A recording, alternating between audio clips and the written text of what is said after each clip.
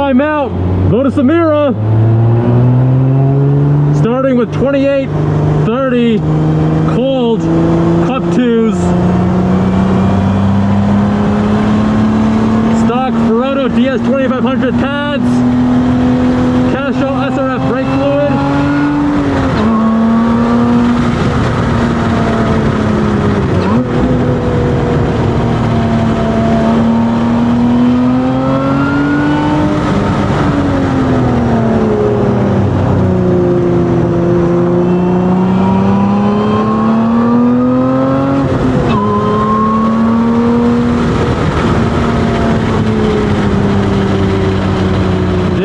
These seats had more support, sliding around on my warm-up lap.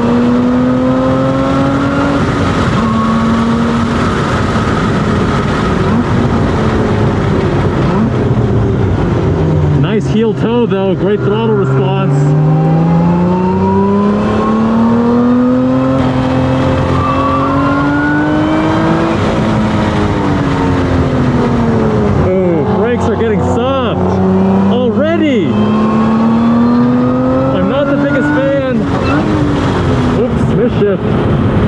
Of the Ferodo DS 2500 pads.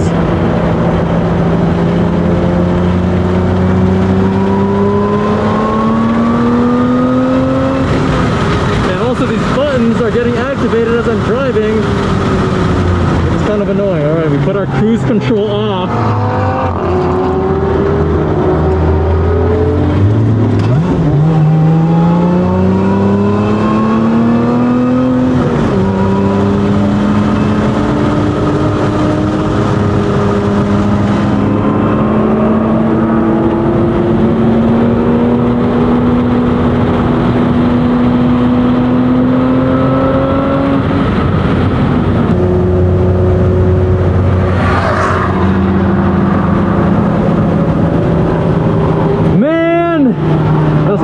For the first session was only going 7.5, and brakes were already given out. Not what I was hoping for. I knew that I had to be more gentle with Ferodos. I never even hit ABS. I was getting nice and easy on the brake pads, but I guess heavier car, and I know I've had issues with Ferodo DS 2500s even on my FRS, which is 400 pounds lighter than this car. Granted, I was pushing that car way harder. You guys can see those videos on my other track playlist.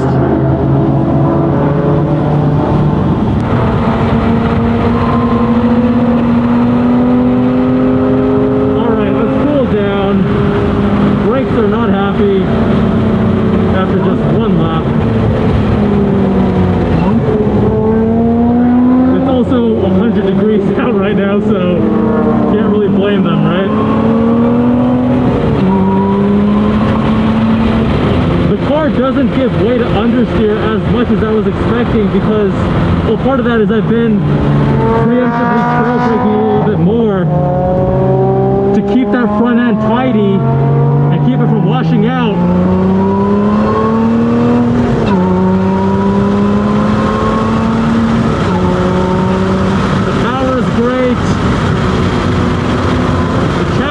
Communicative. Suspension a little bit softer than ideal for track work, obviously. This is more intended to be a street car with occasional track use.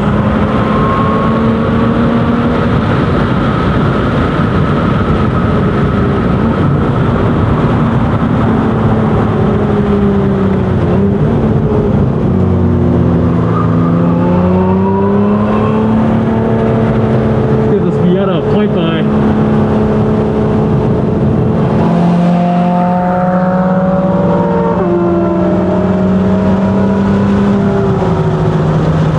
Starting off day 2,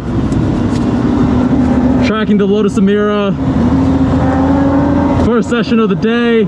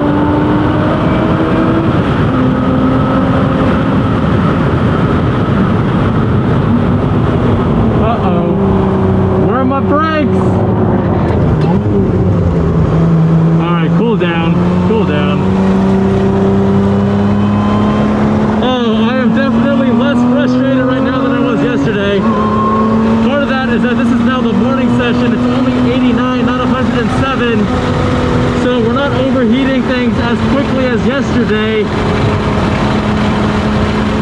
Yesterday, the first session got canceled because the EMS, the ambulance wasn't here. So we only went out at like 10 or 11 when it was a lot hotter. And as you guys can see, overheating the brakes is a big issue right now. I still can't really do as many hot laps as I want, and even on the hot laps, I have to hold things back a bit. But this car is willing to dance and play with you. You have to work around the understeer. 39%, 61% front to rear weight distribution. But it's not really a big problem. It's more something you have to work around. Kind of like an older 911. You get some of that lift-off, oversteer, and with trail braking you can overdo it.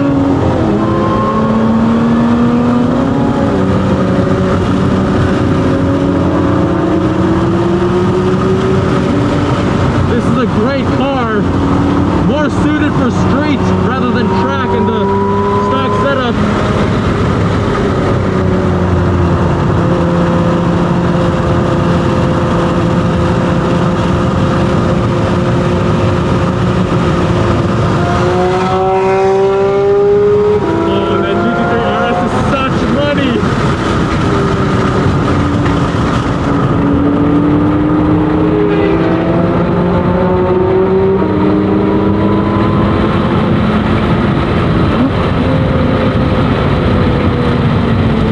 Having a problem with heel toe or the throttle response like we've had in the Evora.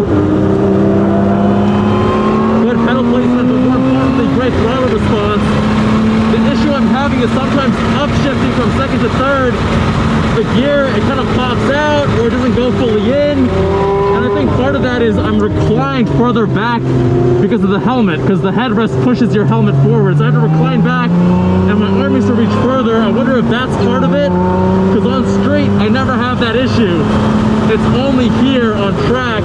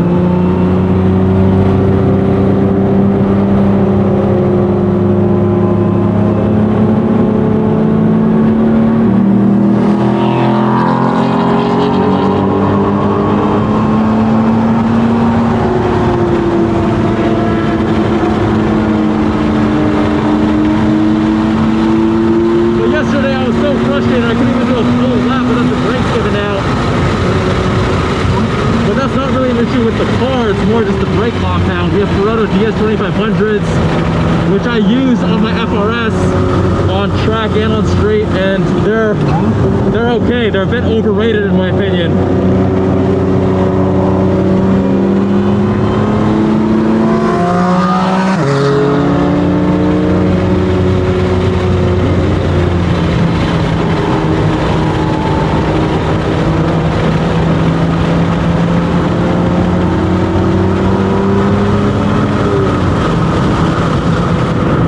Is great and communicative.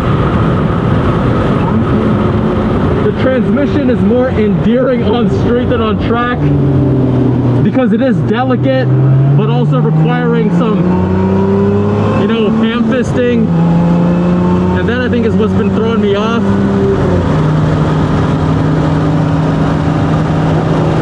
But man, the chassis itself is very communicative. Suspension's a little bit softer than I would like. But again, that's the trade-off between street and track. They've dialed this in so well to be comfortable on street, sporty and responsive on street.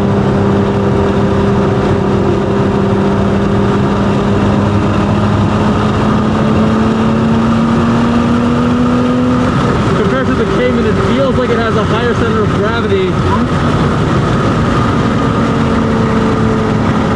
I'm not sure if that is the case. But that combined with the more rearward weight distribution, 3961 versus 4555 in the Cayman, makes it such that you do need to drive around the weight distribution more so, whereas the Cayman, it just does what you ask it to do. But that's a trade-off, right? You want something that's more confident or something that's more fun.